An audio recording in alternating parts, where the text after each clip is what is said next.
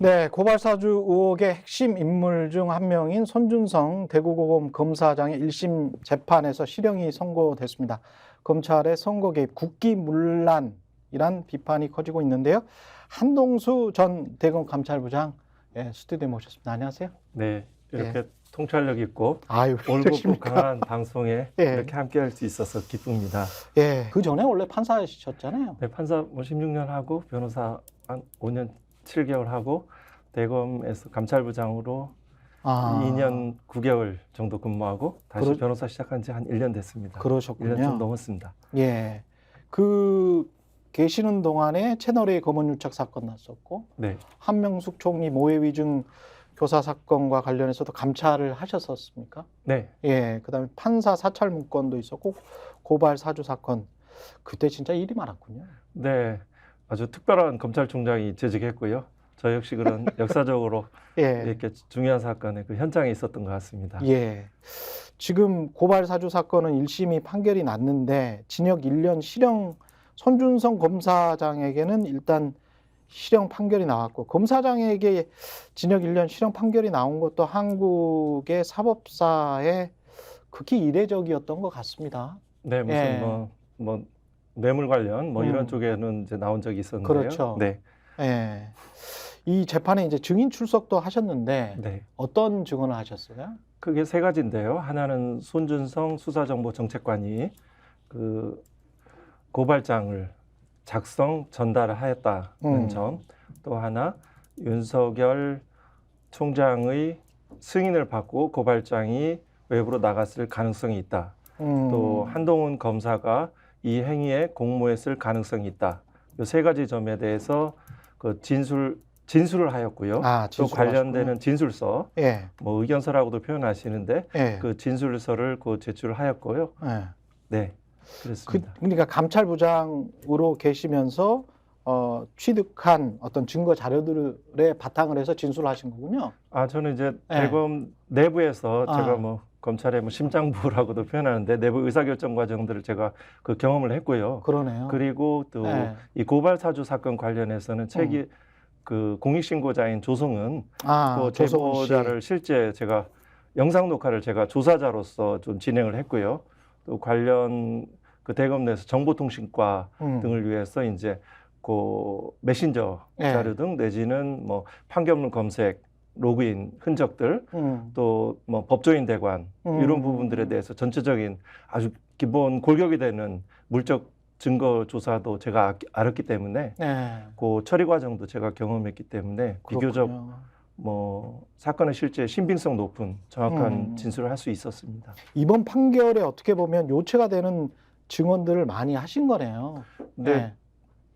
그 진술서 내용들은 제가 책에도 그대로 기재를 했고 판결문에서도 상당 부분 그대로 또 기재되어 있는 것을 제가 확인했습니다. 책 제목이 검찰의 심장부에서라는 윤석열 사단에 대한 이야기가 나온 책인 것 같은데 좀 볼 수 있을까요? 네. 제가 드리려고 가졌습니다.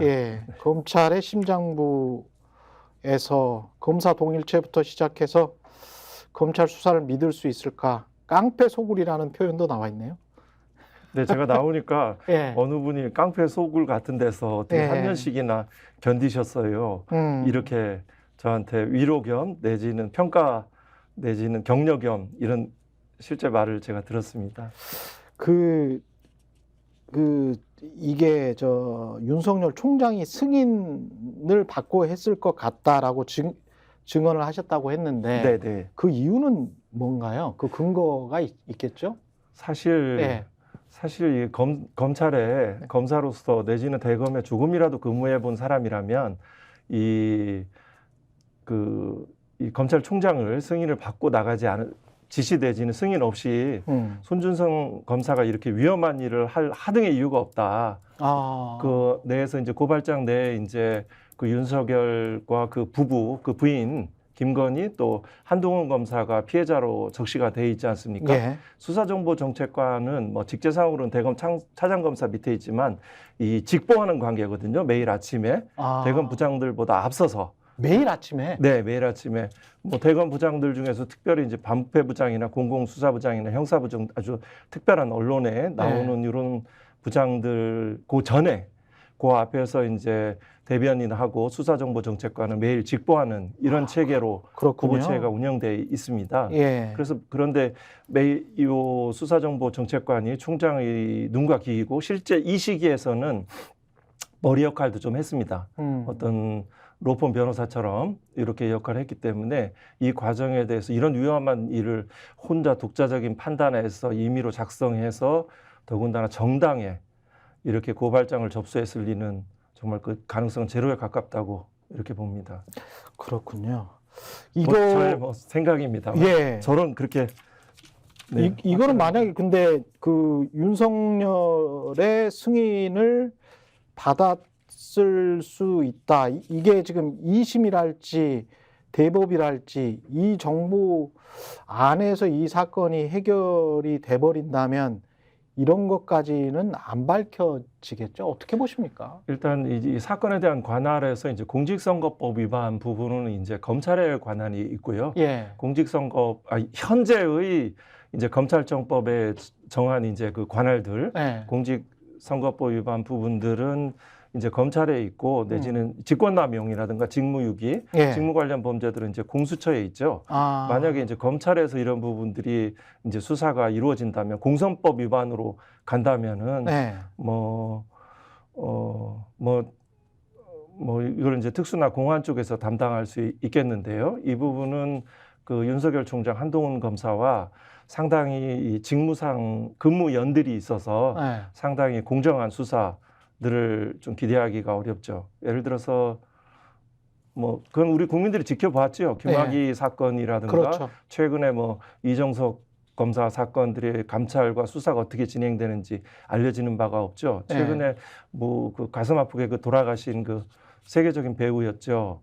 그 이모 배우 같은 경우에는 그 수사 상황들이 경찰 단계에서 뭐 그런 중요 사건은 경찰 독자적으로 진행되는 게 아니고 보고되는 그렇죠. 이런 사건들인데 그 수사 상황들이 보고될 정도로 수사가 아주 압박감 있게 진행됐잖아요. 예. 이 편파적인 이런 분들이 있기 경험해서 뭐 철저한 수사가 뭐 기대하기는 어렵지만 그렇지만 또 할 수 있는 데까지 최선을 다해서 해가는 거죠. 1심에서 좀 아쉬웠다고 표현을 해야 될지는 모르겠습니다만은 공직선거법 위반은 무죄가 나왔거든요. 네. 이거는 2심에서 뒤집힐 가능성도 있습니까? 공직선거법 위반에서는 이제 선거에 영향을 미치는 행위가 예. 그 증거가 부족하다는 점들이 이제 1심 이제 판결의 이제 기본적인 요지인데요. 이 부분에 대해서는 법리상으로도 이 공직선거에 영향을 미치는 행위는 이 선거 헌법재판소의 전원재판부 결정에 따르면 이 부분은 판결에 적시되어 있지는 않더라고요. 선거 과정과 결과의 변화를 일으키거나 그와 그러한 영향을 미치는 일체의 행동을 말합니다. 구체적인 선거 결과에 영향을 미친다는 결과의 발생을 요구하지 않는 위헌범이라고 합니다. 그렇기 때문에 이 법리상으로도 여러 가지 공선법 위반에 해당된다고 이렇게 보는 견해가 상당히 많고요. 저도 그렇게 봅니다. 또 하나 또 뭐 세부적으로 필요하다면 증거 추가적인 입증도 가능을 하고 예. 또 필요하다면 뭐 공소장 변경의 영역도 가능을 하죠. 그래서 또 무엇보다 중요한 거는 공수처 공판수행검사의 그 의지와 그 전문성 그리고 그 재판부는 직권주의적 요소가 있습니다. 예. 이 실제 진실을 발견하기 위해서 필요하면 이 적극적인 뭐 증인신문도 채택할 수도 있습니다. 직권적으로 예. 이러한 실제 진실을 발견하고 왜냐하면 이거는 민주주의 지금 국기라고 표현하셨는데 그렇죠. 국기 문란 사건이죠. 다른 게 뭐냐면 검찰권은 한국의 민주주의에 미치는 영향이 대단히 심대하지 않습니까? 이 사람들만 기소권을 가지고 있는데요. 네네. 완전히 독점을 하고 있죠. 그래서 이제 그 자체가 선거에 미치는 영향들이 굉장히 크죠. 특히 선거의 임박한 시점, 이 시점도 그렇지 않습니까? 4월 3일 날, 네. 4월 10, 그 전에 무슨 우리는 많이 경험을 했습니다. BBK 사건도 그렇고 또 여러 가지 뭐 한명숙 전 총리 사건도 이렇고 그분의 유무죄 판단과 별개로 그 수사 자체와 기소 자체가 그 민심에 영향을 미친다는 점입니다. 네. 그러한 점들이 더군다나 일개 개개 검사도 아닌 대검의 심장 대검이라고 하는 최상층부의 검찰총장의 그런 그 관여하에서 이루어질 가능성이 매우 높다는 점에서 이 점은 굉장히 심각하게 바라봐야 되는 사건이죠. 한동 검사가 그때 부산에 근무했었나요? 부산고검 차장검사죠. 그렇죠. 손준성 검사는 대구고검 차장검사였고. 네. 근데 둘 사이에 어떤 연락을 어떻게 했는지는 모르겠습니다만은 공모했을 가능성에 관해서도 진술을 하셨거든요. 네네. 어떤 근거로 하셨어요? 그 부분은 그 이제 뭐 많이 알려져 있는데요. 예. 그 카카오톡 그렇죠. 대화방하고 그 통화 횟수, 그다음에 지금 법무부의 이제 검찰국장이죠. 인사와 예산에 대해서 가장 중요한 핵심 보직인 검찰국장을 하는 또 권순정 당시 대변인과 3인의 단톡방이 개설돼 있었고요. 예. 그 시기에 공교롭게도 3월 31일 MBC 그 보도 후 4월 3일 사이에 집중적으로 분포돼 있죠.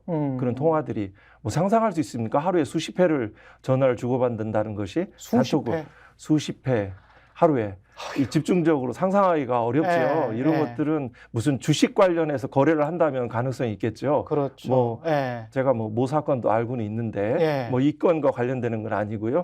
이렇게 수십 번의 그 카톡이 진행된다는 것은 뭐 민원이 있거나 아니면 뭐 주식 거래를 한다든가 이런 경우에 우리 보통 일반인들이 상식적으로 생각할 수 있는 건데요. 그런데 이거는 당시에 가장 중요한 현안 이거였거든요. 온통. 뭐 이런 것들도 이제 그 추단할 수 있고요. 아까 조금 전에 말씀드렸듯이 이 고발장 내용 자체는 그 한동훈이 채널A 사건과 그 음성 제보자 X가 들은 음성이 아니다. 또 당시에 이제 도이치모터스 등 주가 과정에 김건희와 그 관련이 없다라는 그 두 가지 부분들이 있어서 이런 그 더군다나 이 근무처가 다르잖아요. 그렇죠. 그런데 거기에서 할 이유가 없는 거죠. 수십 회를. 네네. 근데 그거를 비밀번호, 그게 그 유명한 한동훈의 비밀번호 아닙니까? 아이폰 비밀번호 뭐 열 몇 자리인지 20 몇 자리인지 제가 잘 기억은 안 납니다만은. 네. 하여간 열 몇 자리인지 20 몇 자리인지 이걸 못 푸는 겁니까? 이스라엘에 뭐 갖다 좀 풀 수 있다 뭐 이런 얘기도 있고 그랬었잖아요. 네. 네. 일단은 그 비밀번호를 마땅히 제공해서 국민의 의혹들, 불필요한 의혹과 갈등과 추측, 이런 재판 낭비, 수사 낭비들이 이루어지지 않는 것이 그럼요. 그 공직자의 기본적인 태도입니다. 그렇죠. 그 정말 어떻게 보면 뭐 범죄자라 하더라도 기본적인 인권을 가지는 분들인데 사람들인데 그 마약 사범이든 모든 사람들 다 비밀번호를 지금까지 제공해 왔습니다. 또 이런 측면들이 있고요. 또 비밀번호 관련해서 뭐 언젠가 기록 전체가 공개되면 그 진위 여부가 확인이 되겠죠. 결정적인 근거 중에 하나가 무혐의 처분을 했지 않습니까? 항상 비슷한 패턴들이죠. 어떤 장관에 승진하거나 또 어느 고위직으로 임명할 때 사건을 그 무혐의로 뭐라고 하죠? 검찰의 언어로 털어내죠. 그리고 어떤 분들을 그 미래를 제약할 때는 그 결정을 안 하지요. 계속 사건을 가지고 있죠. 저도 역시 피의자로 지금 계류 중인 사건들이 있습니다. 그런 것들을 지금 말씀하시기를 이제 세간의 의혹들을 말씀하시는 거죠. 과연 그 이스라엘 그 셀브라이트 상가요. 거기에서 이제 비밀번호를 풀고자 하는 적극적인 노력은 뭐 저로서도 이 공적인 이거는 한국의 민주주의와 관련되는 정부가 관심을 가지는 사안이다라고 하고 어떤 공식적인 공문을 보낸다든가 뭐 이 사건 재판 중에도 역시 가능한 범위라고 생각하는데요. 재판부가 뭐 이런 부분에 대해서 필요한 뭐 금전적인 것들을 제공한다든가 해서 적극적으로 노력을 하면 어느 정도 그 가능성이 상당히 높아졌을지 않을까. 당시에 이제 과학수사부 자체에서 현재의 기술적 수준 하에서 그 핸드폰에 그 비밀번호를 할 수 있다라고 판단을 했는데 그 판단의 근거들은 정확했는지 실제 그러한 판단이 있었는지 여부에 대해서는 그 관련자의 증인들을 통해서 그 사실 여부를 검증해야 된 것 같습니다. 단지 보도만 났었거든요. 휴대폰은 그러면 지금 어디에 있나요? 그 휴대폰은 그 무혐의 결정되면 그 반환됩니다. 돌려줍니다. 그러면 다시 뭐 받아봐야 소용도 없겠습니다. 네, 뭐 그리고 뭐, 근데 뭐 다른 뭐 아마 휴대폰은 없어졌겠구나. 수차례 뭐 초기화하면 상당히 그렇죠. 없어진다는 것을 경험을 했습니다. 지금 손준성 검사 사건은 기소가 됐는데 반환되었다는 말씀을 들으셨습니까? 그러네요. 반환되지 않았다면 예를 들어 구속영장을 청구받을 때 영장 신문하는 담당 판사에게 비밀번호를 제공할 것이다. 즉 증거인멸 가능성이 없다라고 진술을 하고 구속영장이 기각됐다는 것으로 보도가 됐는데요. 만약은 이거는 기소가 됐다면 공소 제기됐다면 압수물에 대해서 압수물이지 않습니까? 이거를 반환됐는지 이 부분은 제출 확인을 해봐야 되겠습니다. 만약에 되지 않았더라면 뭐 공수처 또는 그 재판부에 따른 비밀번호를 확보하기 위한 그런 조사 심리는 가능하지 않을까 이런 생각은 가집니다. 그건 확인해 봐야 됩니다. 제가 모르는 사실입니다.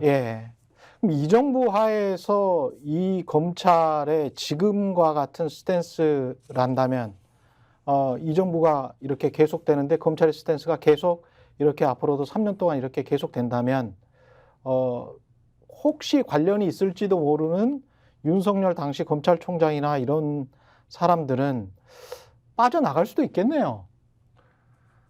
이 사건이 그냥 대법에서 그냥 이렇게 마무리가 된다면, 손준성 하나로 마무리가 된다면 그냥 빠져나갈 수도 있는 그런 사건이 될 수도 있겠습니다. 끝나버리면 대법 판결이 끝나버리면 대법 판결이 이제 무죄로 확정된다는 뜻인데요. 1심 내로 뭐 손준성만의 어떤 단독범 그리고 그 위는 잘 모르겠다. 이렇게 그냥 된다면. 그 부분은 뭐 일단 공범 관계에 대해서 인정을 하지 않은 상태 속에서 이루어졌기 때문에 그에 대한 뭐 충분히 다른 뭐 글쎄요, 그건 뭐 가정을 전제로 한 이런 생각들이고요. 뭐 탄핵 소추도 마찬가지죠. 아니 너무 아쉬워서 그래요. 너무 아쉬워서 이게 이런 식으로 해서 3년 정권이 남았는데 이렇게 해서 빠져나갈 수도 있겠구나. 또 김건희 주가 조작 의혹 사건도 비슷할 수 있잖아요. 총선 끝나고 뭐 무혐의 처분을 하든 적당하게 뭐 벌금이든 무슨 적당한 선에서 적당한 양만 기소를 하든 일부 기소를 하든 그래서 철저히 좀 봐주는 식의 어떤 농간을 부릴 가능성도 지금까지 검찰의 행태를 보면 제가 검찰을 너무 이제 무시하거나 그러는 것 같긴 합니다만 제 판단으로는 제 양심상으로는 검찰의 지금까지 행태가 그렇습니다. 검사 여러분 죄송합니다만은 그런 정도의 신뢰밖에 못 받고 있습니다, 여러분이. 그래서 그런 저의 불신하에서 지금 여쭤보는 거예요. 만약에 이렇게 되면 그냥 다 고발 사주건 김건희 주가 조작 의혹이건 그냥 흐지부지 될 가능성이 있잖아요. 근데 저는 이제 문제를 풀어가는 과정은 지금 우리 말씀하신 거는 그 국민 일반의 어떤 상식 내지는 통상적인 법 감정, 과거 검찰의 그 아주 민심은 사실은 사소한 부분엔 반응하지 않으시지만 중요한 핵심적인 세상의 이질들은 다 꿰뚫고 있다라고 저는 생각합니다. 그 과정에서 그런 말씀이 나온 것은 제가 충분히 이해합니다만 문제를 해결하고 문제를 확보해 나가는 그러한 접근보다는 저의 생각은 그 실체 진술, 뭐 실제 말하면 많은 법 기술을 발휘하고 또 어떤 분은 이제 그 법 꾸라지라고 하던가요? 이와 같은 형태로 내지는 선행 결정을 뭐 무죄 확정을 빨리 받는다든가 채널A 확정, 채널A 사건도 그 이모 기자에 대해서 무죄 확정이 되면 그 공범에 대한 이제 소추 가능성들이 이제 극히 희박해지는 형태로 남는 거잖아요. 이런 형태로 선행 결정을 확보해가는 것은 과거 제가 판사일 때는 몰랐는데 검찰에서 항용 여러 군데에서 써오는 아주 오래된 노하우처럼 활용되는 기술입니다. 굉장히 다 연계가 전략적으로 기획하는 일들이죠. 그렇지만 이 과정에서 이 수많은 진실과 그 목격자들과 증인들이 있기 때문에 뭐 진실이 영원히 묻힌다고는 생각하지 않습니다. 밝혀지라고 봅니다. 예. 뭐 실망하지 마시고 하나씩 실체를 파악하고 그에 따른 판단을 하는 것이 일을 해가는 순서라고 봅니다. 여기에서 중요한 단서가 하나 나온 게 손준성 검사와 총장 비서실 비서와의 메신저 기록이 나왔죠. 네. 여기에는 구체적인 내용들이 있습니까? 제가 그 내용은 제가 예. 진술한 것이 아니고, 예. 제가 진술한 것이고, 제가 법정에 그거를 들고 가서 증거로 제출한 것은 아니고요. 예. 그거는 이제 대검 내에서 이제 그 메신저 등을 이제 그 서버 이런 분들을 이제 뭐 이프로스 게시판이든 이런 거를 그 관리하는 이 부서는 정보통신과입니다. 정보통신과 예. 뭐 부장검사가 보호하고 있는데요. 그 관련해서 그 어떤 그 쪽지에 대해서 이제 일반 대화는 삭제돼서 볼 수 없는데 쪽지에 그 통신이 들어가 있죠. 그 내용 자체는 제가 법정의 심리를 통해서 보건데 그 내용 제천을 안고 그 일시 장소 그 대화자 것들이 존재했다. 그런데 예. 통상 이제 저도 실제 감찰부장으로 내지는 누군가를 만나러 갈 때 특히 검찰총장은 뭐 언제나 내려가서 만날 수 있는 것이 아니고요. 부속실을 통해서 지금 가서 그 대면 보고가 가능한지 또 대면 보고가 그럼 또 회신이 오죠. 지금 가능합니다. 내지는 뭐 조금 몇 시에 가능합니다. 이런 연락을 받는 통상적인 형태이죠. 여기에 그 내용은 지금 뭐 저 법원에 제출이 됐었나요? 어떤 내용이었는지? 어떠한 내용인지 그거는 제가 그 심리 과정에 제출되지 않은 것으로 보는데요. 그래요? 그런 것으로 예. 제가 하는데 실제 이제 그거를 진술할 때 예. 제가 뭐 옆에 이제 손준성 검사도 있고 이제 변호인도 있고 이제 중요한 대목이기 때문에 예. 제가 뭐 원래는 재판부를 보고 이제 진술을 해야 되는데 이렇게 그렇군요. 정면으로 응시를 하고 이렇게 진술을 했습니다. 예. 그 태도 증거를 저 이제 판사 경험에 비춰서 보는 거죠. 뭐 특별하게 저 시선을 뭐 양쪽에서 마주친 바도 없고 또 제가 반대 신문위에서 또 1차 길이 이 증인 신문길이 속행됐습니다. 예. 제가 2번 법정에 출석한 거죠. 그때도 이 부분에서 특별한 반박 이런 뭐 반대 신문 사항이 있었던 걸 기억하지 못합니다. 저는 이 내용이라고 봅니다. 그렇군요. 검찰총장실 비서면 서기관급입니까? 서기관이죠. 예. 이 사람 4급. 이 사람 혹시 지금 대통령실 가 있지 않습니까? 대통령실 그 비서실 부속실장이죠. 그쵸? 1급이죠. 그렇죠? 네. 예. 그 사람인 것 같은데. 네. 예. 뭐 키를 쥐고 있군요. 이 사람이. 뭐 다양한 이제 키를 쥐는 사람들을 이제 추론할 수 있죠. 그 수사정보전책관실과 메신저를 주고받은 사람들 뭐 이런 다양한 키를 주고 있지만 이 현재 이제 그 비서관은 이제 특활비 관련해서 특수활동비 관련해서 이 돈과 지시와 정보는 사실은 따로따로 가는 게 아니거든요. 그렇죠. 같이 동시적으로 될 수도 있고 약간의 시차를 두고 갈 수 있지만 근본적으로 하나의 목표를 향한 그런 뭐 어떤 분은 뭐라고 하죠? 아무튼 뭐 실탄이든 탄환이든 뭐라고 개념일 수도 있고 뭐 세상의 언어들은 제가 정확하지는 않습니다만 통치자금이라는 말씀은 변호사님이 하시지 않았습니까? 그건 오랫동안 이제 신문 보도에서 이렇게 그렇죠. 되는 거고요. 그 통치자금이라는 것은 검찰총장의 통치자금. 네, 그거는 이제 기존에 쭉 내려왔던 말들인데요. 그렇죠. 이 하면 이제 통치행위라는 개념을 혹시 이렇게 헌법에서 통치행위라는 말들이 이제 연상이 되는데요. 통치행위라는 것은 결국 사법심사의 대상에서 제외되는 뭐 대통령 등의 어떤 정치행위, 고도의 정치행위에 되는 어떻게 보면 옛날 이론이라고 비판하는 분도 있는데요. 통치자금이라 하면 결국 검찰총장의 지휘권을 보장하기 위한 또 특별하게 어떤 목표를 가질 수 있잖아요. 총장에. 아니 근데 검찰총장이 그냥 공무원이잖아요. 그렇죠. 예, 검사도 공무원이고. 차관 또는 뭐 실질적인 장관이고. 그리고 우리나라는 헌법에 공무원의 어떤 공무원의 직위의 보장 같은 것, 공무원의 정치적 중립을 요구하고 있지 않습니까? 매우 높은 자리죠. 매우 고도의 전문성이 필요한 자리죠. 그렇죠. 근데 그게 이제 통치자금이라고 표현될 정도로 상황이 악화된 거면 그걸 어떻게 써봤길래 그런 거예요? 기존에는 제왕적 총장이란 말이 있지 않았습니까? 예. 현재 윤석열 총장 그 이전에도 예. 그 검사동일체원제가 피라미드 구조로 의사결정의 최정점에 검찰총장이 위치한다는 거죠. 예를 들어서 저기 뭐 제주지검의 뭐 무슨 사건, 신문에 보도되는 사건은 다 총장에 보고됩니다. 예. 총차장에 보고됩니다. 잘 모르시죠? 저도 판사할 때는 몰랐습니다. 어디 무슨 지청에 있는 사건이라 하더라도 신문에 보도되는 사건 등은 다 총차장에 보고됩니다. 신문에 조금이라도 네네네. 중요한 부분들은 이제 그것들을 이제 놓치지 않죠. 아주 미세한 거는 놓칠 수는 있겠지만 네. 중요한 뭐 적어도 연합뉴스 수준의 것들은 다 무조건. 보도가 되죠. 예. 예, 그 예외가 없죠. 그리고 보고를 왜 안 했냐라고 때로는 그 화를 내기도 하죠. 총장이. 그러면 그걸 다 보고하게 되죠. 그걸 그러면 보고하는 사람이 범정과의 손준성인 거예요? 아니죠. 그거는 이제 각 소관 부서장으로도 하고 이제 범정도 보고를 하고 예. 이제 다양한 루트를 통해서 이제 보고가 되죠. 예. 이제 각 부서장이 보고하기 전에 이제 미리 이제 범정이든 뭐 대변인을 통해서도 이제 또 뭐 항상 그렇군요. 근무 시간에도 통화가 되거든요. 예. 보고가 되고 그 와중에서 그 보고를 받는다는 거는 그 사건에 대해서 지시를 할 수 있다는 거죠. 어떤 방향을 뭐 듣고 안 듣고의 것들은 조금씩 다르긴 한데요. 예. 제가 범위가 너무 늘어가는 것 아니 같은데 괜찮습니다. 예를 들어서 이 경우에 따라 검찰총장이 힘이 없는 검찰총장도 존재할 수 있습니다. 예. 그러면 특수부 검사들은 말을 듣지 않을 수도 있습니다.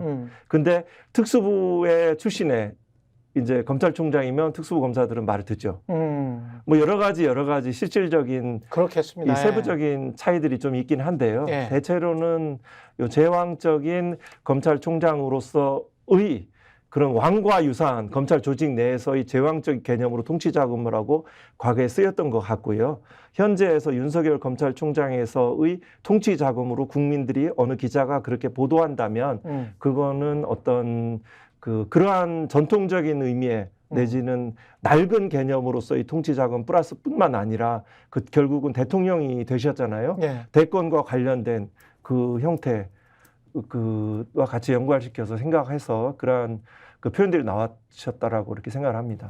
근데 특활비라는 게 그런데 돈 쓰라고 한 게 아니고 진짜 이제 수사, 제대로 된 수사, 그것도 이제 힘든 수사, 마약 수사랄지 뭐 범죄 조직에 직접 들어가서 침투해서 해야 되는 수사랄지 피치 못해서 뭔가 큰 돈을 써야 되는 그런 수사라고 주는 게 특수활동이 아닙니까? 네, 맞습니다. 근데 그거를 이제 자기 사람들, 자기 신복들 챙기거나 유지시키거나 또는 새로 신복들을 들이거나 할 때 자금으로 쓴다고 하면 그거는 영화에서 비유를 하자면 통치 자금이 아니고 영화에서 가령 조폭 집단의 제일 위에 있는 사람이 돈을 하나씩 1조직, 2조직, 3조직에 이렇게 행동대장들에게 뿌려주는 그런 돈하고도 비슷한 거잖아요. 근데 그걸 국민 돈으로, 국민 세금으로 했다는 것만 다르지.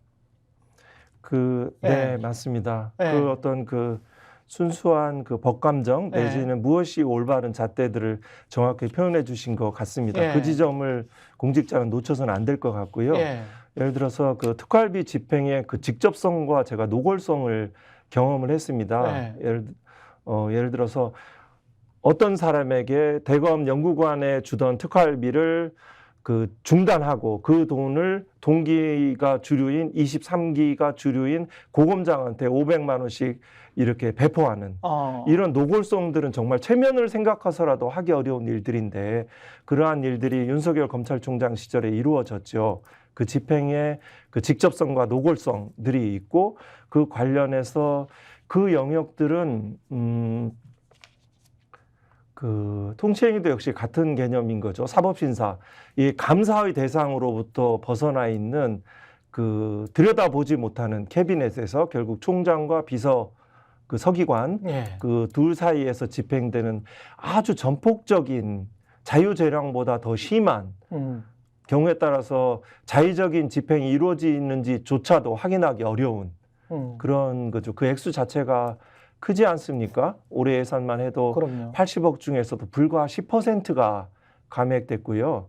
그러면 72억 정도의 절반가량이 검찰총장이 그 자의적 내지는 재량적 판단에서 그 기속 재량이 돼야 되죠. 법령에 따른 집행해야 되죠. 그 용도에 맞게 지금 말씀하셨듯이 수사라든가 기밀이 그 요하는 정보 활동 내지는 그에 준하는 기타 그에 준하는 국정 활동. 근데 실제는 뭐 지금 말씀드린 그 마약 수사에서 비밀 침투하고 이런 마약 수사관들이 쓰는 그런 거 예. 내지는 국정원 요원들이 국익을 위해서 쓰는 것들에 대해서는 얼마든지 필요한 거죠. 이런 부분에 대해서는 현금으로 집행되고 필요한 거죠.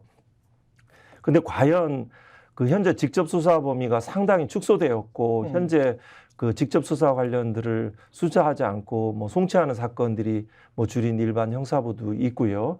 이 과정에서 과연 특수활동비의 본래 용도 그 목적에 따라 집행되는지 여부에 대해서는 상당히 의문입니다. 이게 이런 식으로 조직이 돌아가면 정상적인 기업이라면 그럴 것 같아요. 정상 기업만 해도 사적인 이익을 추구하는 기업만 해도 회사의 이익을 추구하는 기업만 해도 가령 뭐 농공행상이라는 게 있고 정당하게 보상을 해주는 게 있고 그리고 어떤 사람이 잘해서 야, 저 사람은 이번에 인센티브 받았대. 박수 쳐줘야지. 잘했어.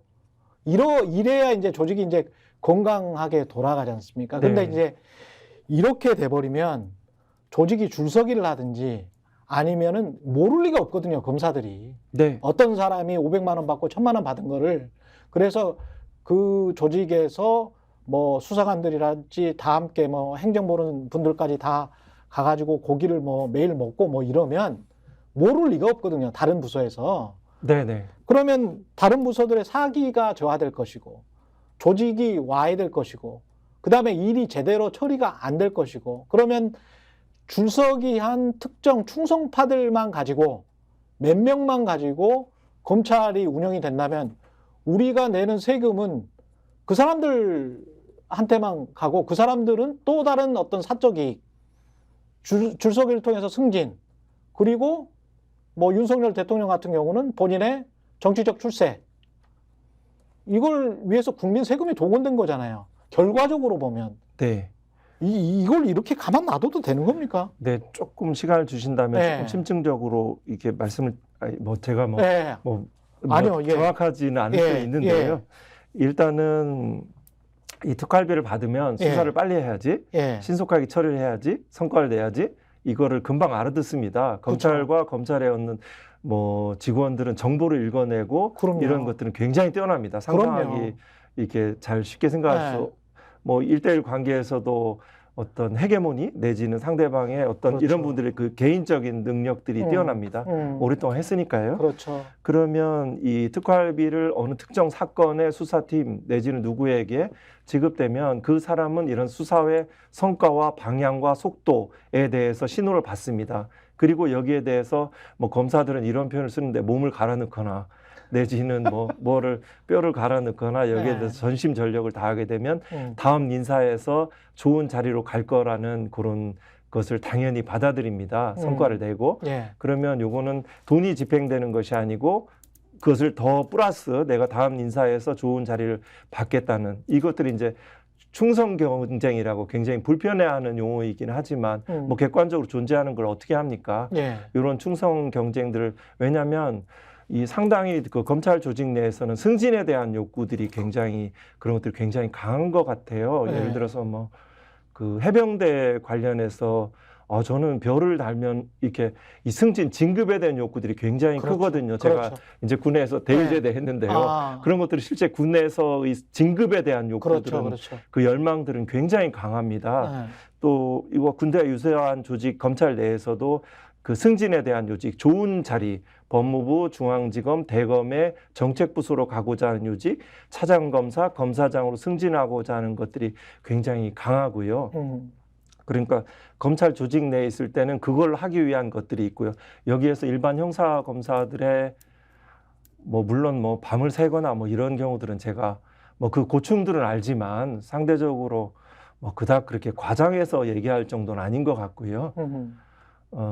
뭐 구체적인 사례는 제가 생략을 하겠습니다만 뭐 이런 어떤 스스로 모든 검사들은 평등한데 이 특수나 공안으로 일찍 발탁되지 않으면 그 불평등한 인사의 이 형평하지 못한 불공평을 그대로 받아들이고 있는 이 점이 좀 안타깝더라고요. 그리고 한 팀에 계속적으로 일 잘한다고 이 팀을 계속 또 활용을 하면 회사 부서도 그러지 않는 것으로 알고 있는데요. 계속 그 팀을 골랐으면 하나의 그 세력이 되잖아요. 그렇죠, 이런 그렇죠. 형태가 굉장히 당연시되고 있는 문화들이 아. 있고요. 그러니까 검찰에 돼 있을 때는 내가 이 승진과 좋은 보직을 찾고자 하는 이런 것들의 그런 욕망에 좌우되고, 또 한편으로 제 말씀이 좀 긴가요? 예, 아니요, 괜찮습니다. 예. 그리고 이제 검사장쯤 되면 이 두 가지 생각들을 할 수 있습니다. 물론 이제 굉장히 이런 겁니다. 아주 그냥 단적인 부분을 했고 이게 전체적인 진실을 말하지는 않습니다. 예. 나름대로 이제 좋은 검사들도 존재하죠. 예. 그렇지만 이제 아주 단적으로 얘기를 하면 검사장쯤 되면 이제 두 가지죠. 내가 국회의원이 될까? 아니면 이제 특수 공안 쪽으로 정치화되고 이제 부패된 검사라면 예. 두 가지 부패 내지는 부패라고까지 아무튼 세상에 아주 자연스러운 세상의 자본주의적 논리에 따라가는 검사라면 내가 국회의원이 될까? 아니면 감사원장이 될까? 법무부 장관이 돼볼까? 금감원장이 돼볼까? 이렇게 고위직 있지 않습니까? 예.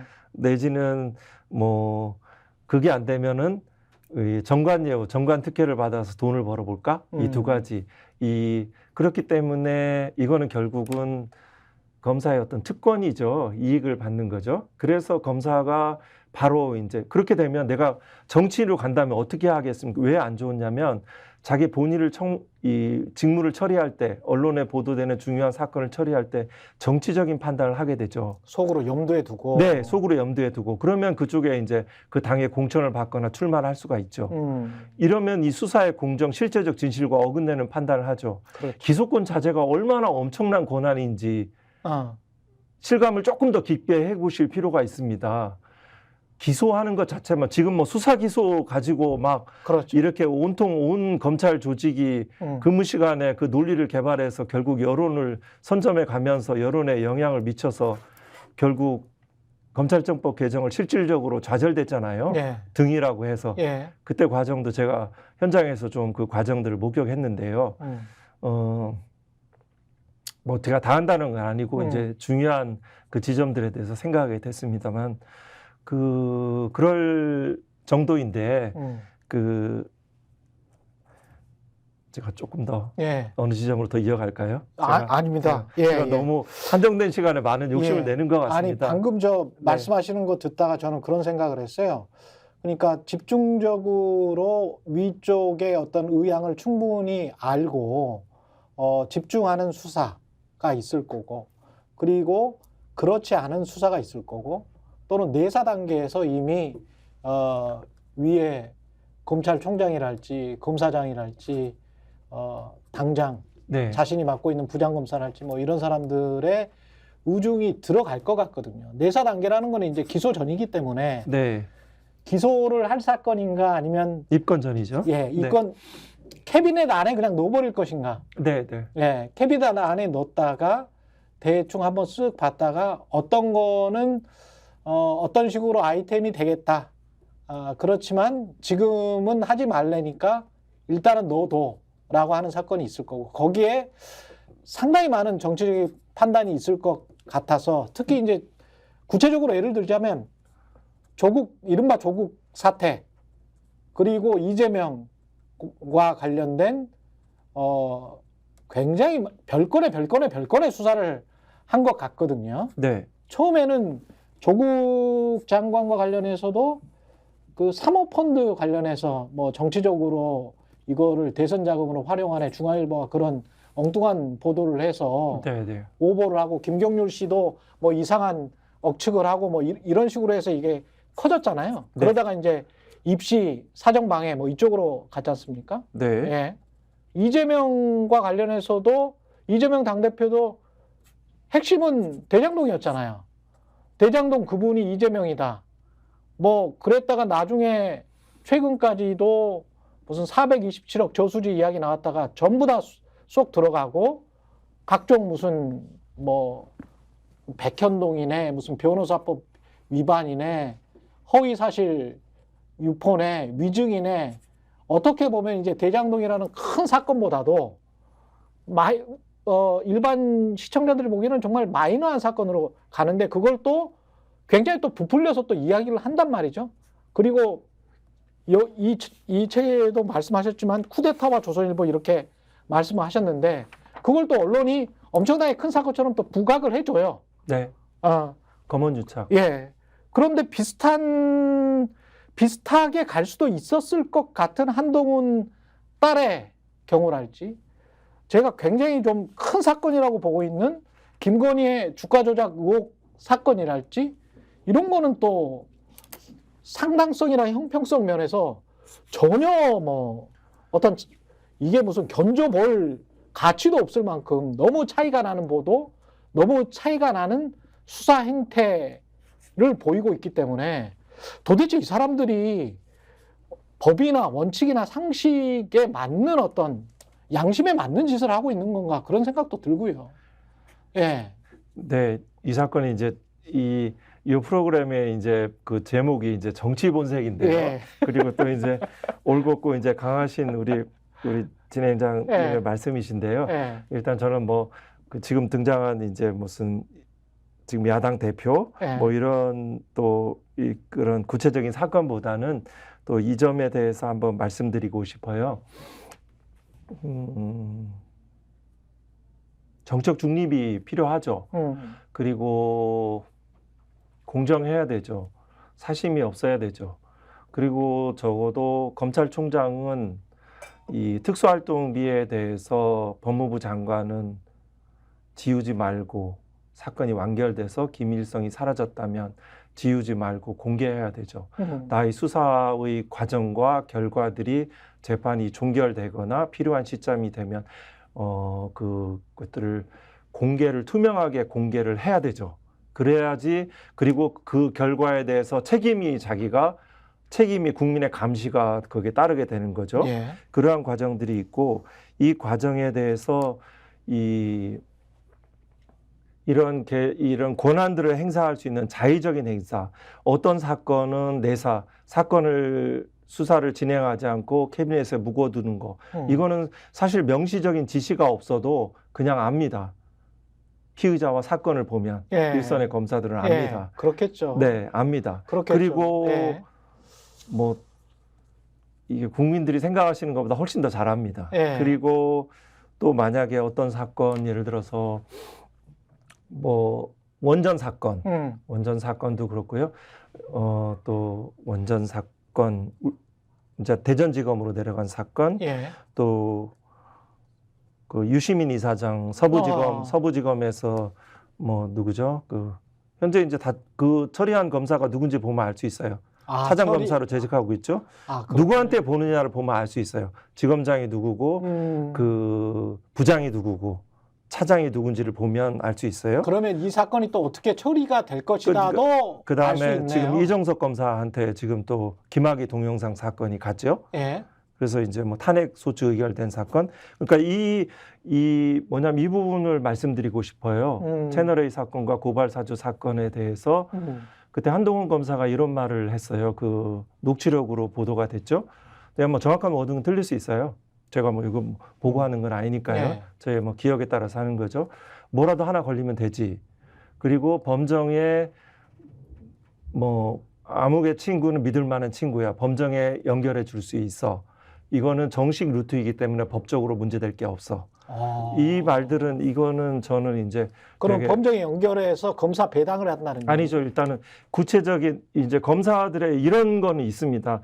내가 사건을 만드는 거, 스스로 인지하는 거에 대해서는 부담을 갖습니다. 예. 아주 과거에는 무슨 고소고발이는 피해자 오면 고발장 쓰라, 고소장 쓰라고 이제 알려주기도 했다고 제가 과거에는 이제 그런 행태로 업무를 했습니다. 예. 이제 그렇게 자기가 범죄의 단서, 그러니까 인지라든가 고소고발이라든가 언론 보도 등이 다 이제 되지만 구체로는 이제 고소고발인데요. 그러면 이것들을 스스로 만들어내는 것은 굉장히 조심스러워합니다. 그래서 그러면 그거를 보낼 수 있는 부서가 일단은 대검, 그에 있는 수사정보정책관실, 지금 이제 과거로 돌아갔죠. 범정에서 사건을 보내는 거죠. 이거를 이제 서울중앙지검, 지금 남부지검에도 아마 있는 것처럼 보이는데요. 예. 이제 뭐 주전에 이제 수사정보정책관을 땐 김유철 검사장이 있나요? 예. 확실치는 않은데 예. 이 그쪽으로 이제 이 사건을 내려보내는 거죠. 근데 이거는 이미 사건이 있는 거죠. 채널A 사건은 이철이었나요? 무슨 네, 인명 다 맞습니다. 공개된 네. 거니까요. 네.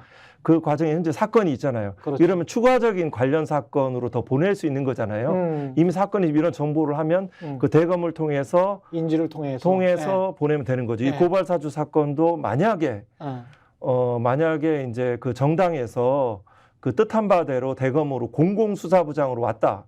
그러면 당연히 곧바로 검찰총장한테 이제 직보가 이제 보고가 되거든요. 이러면 이 사건을 어디로 보내? 그럼 누구한테 보낼까지 염두에 두고 보내는 거죠. 보내면서 아마 흔히 그랬듯이 무슨 사건, 수사 착수 이런 게 보도가 바로 당장 났을 겁니다. 그러면 바로 이제 언론이 보도가 되고, 뭐 저도 실제 뭐 그 감찰 개시 보고를 채널A 사건을 보고를 했는데 저하고 총장과 이제 감찰 뭐 3과장 정도만 알고 있는 사건들이 바로 조선일보에 보도돼서 깜짝 놀랐거든요. 그 경위도 제가 국회에서 증언한 바와 같이 결국은 이제 지금은 이제 전 세계일보 기자를 통해서 조선일보 기자에게 보도돼서 그게 보도됐다는 걸 알았습니다. 검찰 구성은 모두 이거는 부당하다는 점을 다 동의합니다. 그러니까 만약에 수사가 착수됐다 이런 보도가 바로 되겠죠? 예. 그러면 이제 선거에 바로 영향을 미치는 거죠. 기간이 남아있는 게 아니에요. 바로 신속하게 보도되고 바로 신속성, 압수수색이 들어가고 또 수사가 이런 것들이 보도되는 형태가 거의 명확 불보듯 환하게 보이는 고발 거죠. 사주 같은 경우는 손준성 검사가 받은 그 파일에 아예 조선일보 기사도 첨부 파일로 돼 있었잖아요. 조선일보, 네네. 예. 그거는 네. 예, 4월 3일 조선일보 아침 기사 네네. 내용도 첨부 파일로 네, 해서 아주 뭐 기밀한 거죠. 예, 법원 판결까지 다 붙여가지고 네네. 그 법원 판결을 찾은 사람은 범정에 있었던 그 검사들이 찾은 것 같고. 네, 이몽숙 예. 검사, 손상욱 검사가 있죠. 그렇죠. 검사들은 이렇게 어떤 과제가 주면 밤새우더라도 집중적으로 해냅니다. 짧은 시간에. 그래서 제가 채널A 사건 3월 31일, 4월 2일 날 제가 총장실에서 검찰총장실에서 예. 그 제보자 X 소환하고 필요하면 한동훈 휴대폰을 이미 제출받고 안 되면 이제 수사로 전환해서 대검 예. 감찰부는 이제 수사로 전환할 수 있거든요. 뭐 그거를 해서 이제 압수수색 영장을 받겠다는 보고가 이루어진 다음 날 그 보도가 됐었죠. 근데 이렇게 하는 것에 가령 뭐 국민을 보호하기 위해서, 인권을 보호하기 위해서 검사들은 그게 원래 본인들의 사명이니까. 그다음에 그렇죠. 정의를 검사 선서 보면 다 예, 나와 예. 있죠. 인권을 보호하거나 정의를 구현하기 위해서 이렇게 되면 대의를 위해서 약간 좀 절차적으로 장난을 쳤다. 뭐 이런 거는 이해할 수도 있을 것 같아요. 강한 표현이긴 하시네요. 네. 이해할 수도 있을 것 같은데. 근데 전체 내용을 보면 어떤 한동훈과 윤석열을 보호하고 그들의 보복을 위해서 보복? 정치적인 보복, 어떤 당시에 대립해 있던 어떤 언론사, MBC에 맞보여주기 위해서 민주당 거기에 대한 예. 이 공격은 보호도 되고요. 예. 공격. 저도 이제 많이 경험을 했죠. 공격을 위해서 제가 보복이라고 했으면 공격 내지 반격. 그렇죠. 예. 그러므로 해서 이제 본래 사건들을 이제 그 수사의 동력을 잃게 하거나 미진하게 만드는 거죠. 그런 아주 저는 반복되는 그러한 수법들을 제가 경험을 했어요. 근데 그걸 생각하는 거죠. 기획하는 거죠. 사적 공격을 위해서, 사적 반격을 위해서 공적 조직이 다 동원된 사건 아닙니까? 그 목적은 하나 중요한 걸 놓쳐서는 제가 생각하는 거는 역대 예. 검찰총장과 다르게 정권을 잡았다는 거죠. 게다가 정권을 잡았네요. 그게 예. 이제 중요한 것들이 두 가지 목적들이 되는 거죠. 전자 이런 이제 개인 사적인 것들을 그렇죠. 이거죠. 예. 그 자신의 범죄자로 처벌받는 것을 피하기 위해서 수사가 진행되는 것을 반박을 통해서 그걸 모면하기 위한 측면이 그렇죠. 하나 있고요. 예. 또 하나 이제 위기 돌파. 예. 위기를 돌파해서 이제 대권 정권을 잡아가는, 제가 국회에서 취임식 전날 이렇게 증언했습니다. 뭐 정확한 워딩도 역시 다를 수는 있는데요. 그 대권을 그 실은 검찰의 이익을 영속화하기 위해서 그 똑똑한 뭐 똑똑하다는 그 개념은 뭐 다를 수는 있는데요. 그런 야심 있는 부하 검사들과 함께 보수 언론 권력을 배경으로 해서 함께한 행위들이다. 일련의 행위들이다. 이렇게 평가를 했던 기억이 있습니다. 책에서 검찰의 심장부에서라는 책을 쓰신 이유가 결국은 이제 검찰 개혁을 미완에 그쳤지만 계속 하자라는 의미에서 쓰셨을 것 같은데 마지막으로 검찰 개혁은 어떻게 해야 되는 겁니까? 할 수 있습니까? 네, 그렇게 된다고 봅니다. 지금 뭐 검찰권이 이제 가장 극성의 시기를 거치고 있죠. 뭐 대통령도 있고 또 그죠? 장관도 있고 여러 가지 극성의 최상의 이제 정점을 가고 있는데요. 저는 먼저 좀 국회가 조금 더 열심히 해주셨으면 해요. 국회 여야 같이 막론하고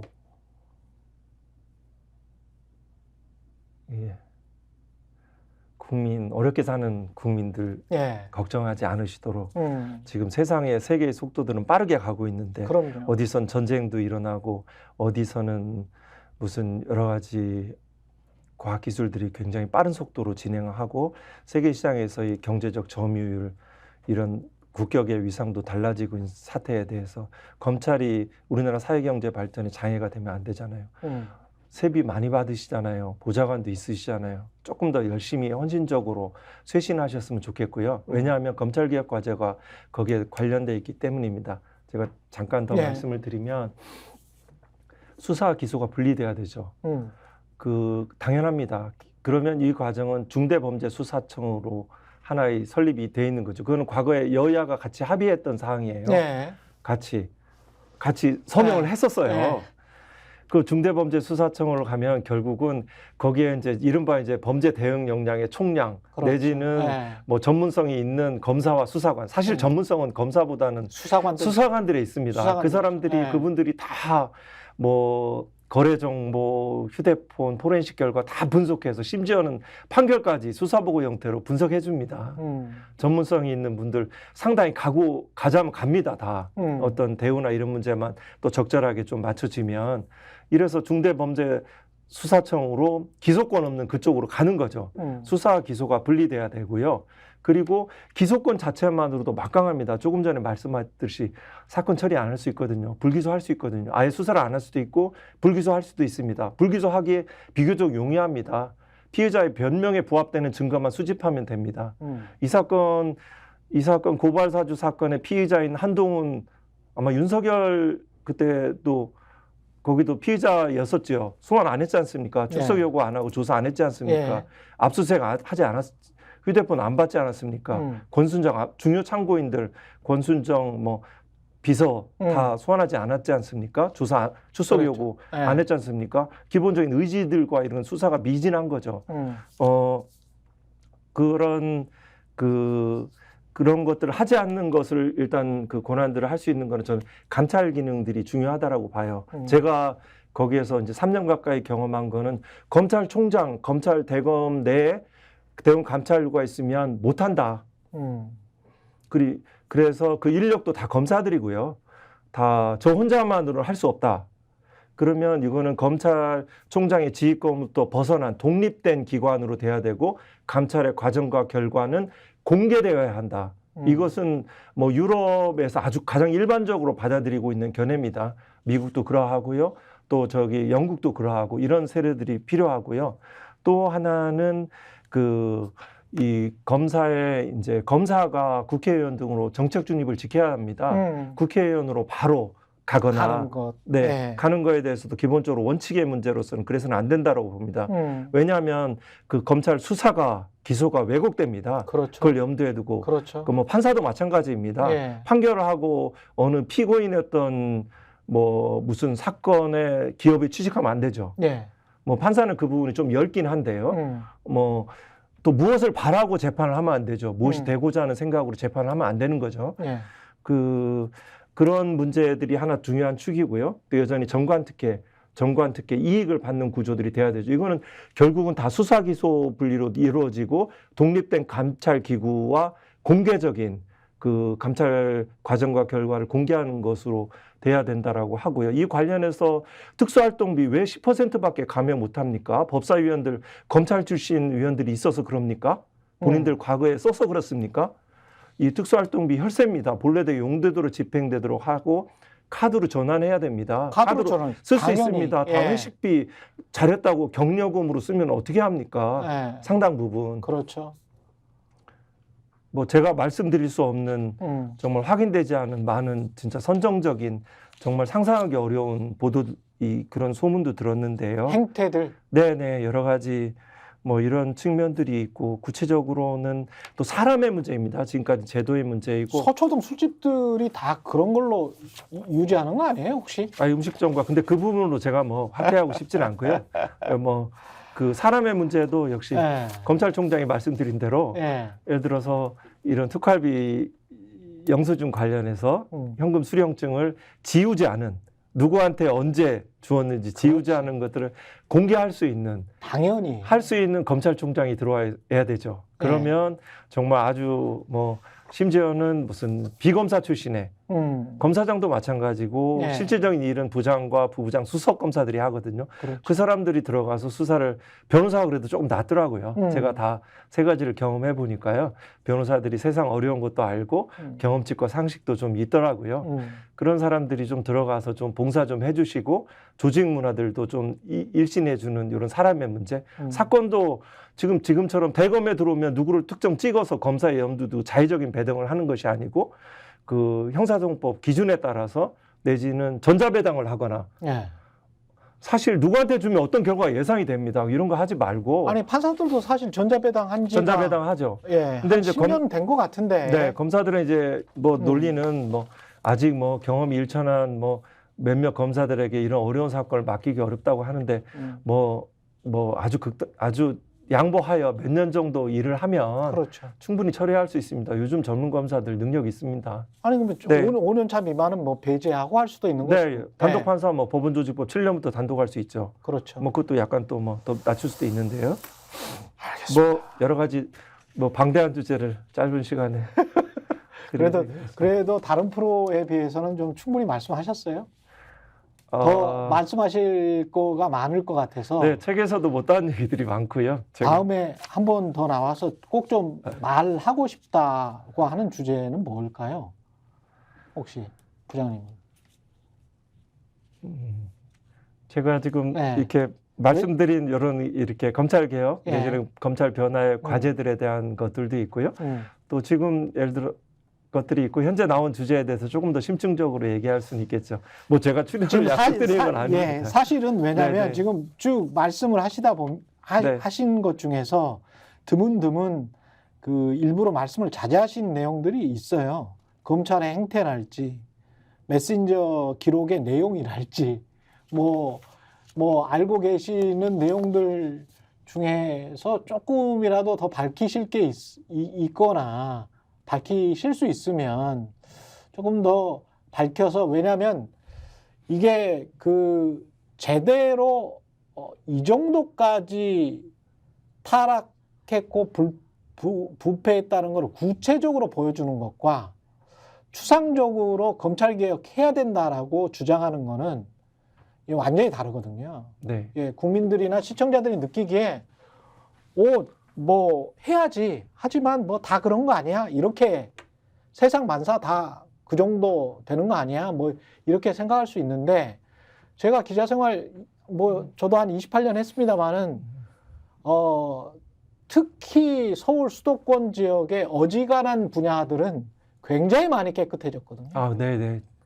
굉장히 많이 깨끗해졌습니다. 네. 감사합니다. 근데 깨끗해지지 않은 몇 개의 기관들이 있는데 그게 지금 개혁하자고 주장하는 검찰, 언론 뭐 이런 것들인 것 같거든요. 네. 언론 같은 경우도 자본주의 식대로 말하면 광고 효과가 나야 광고를 주는 거지. 네. 광고 효과에 관한 단가를 전혀 계산하지 않고 정부건 정부기관이건 공공기관이건 광고주 기업주들이건 그냥 배당을 한단 말이죠. 네, 그렇습니다. 그거는 유착이에요. 네, 수십 년 동안의 유착입니다. 그거는 그냥 돈 주는 거예요. 네, 예. 그런 게 부조리라는 거죠. 네, 그리고 그게 기득권을 지켜주는 거거든요. 네, 특수활동비도 똑같은 저는 상황이라고 보거든요. 네, 네. 예. 지금 저거 이제 말씀하신 저는 뭐 필요한 의무를 다 하겠습니다. 예. 제가 필요한 의무를 다 하고요. 또 예, 그 필요한 의무를 하고 뭐 어떤 그 대의 앞에 필요한 의무를 뭐 하기로 했으니까요. 예. 그렇긴 한데 지금 말씀드린 대로 이제 제가 좀 생각나는 것은 예. 우리나라 사회 구조, 사회 감시망들이 굉장히 많이 발전됐다는 거죠. 예. 상대적으로 높은 수준에 올라가 있는데 그럼요.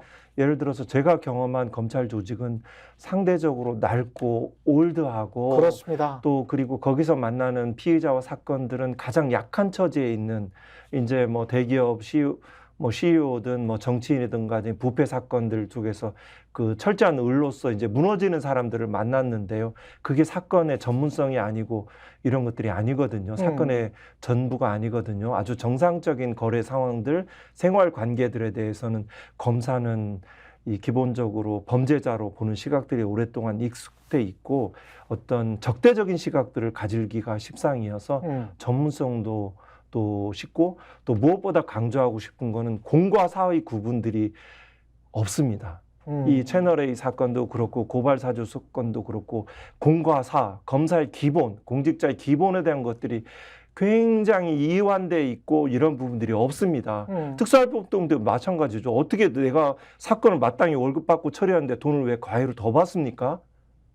그런 것들 아주 가장 기본에 대한 것들을 갖춰지지 않은 분들이 각 기관 이제 애써 어려운 세계에서 열심히 달려나가는 이런 기관들의 수장으로 각 배치되면서 영향을 미치는 것들은 검찰과 언론 다 마찬가지죠. 예, 그렇죠. 이런 것들에 대해서는 또 고민을 가지고 그런 것들을 온전히 우리 국민들이 감당하고 그렇게 얼마나 스트레스 받으세요. 다 뭐 안무로 이렇게 하시는 분들도 많고 이런 상황들이 안타깝습니다.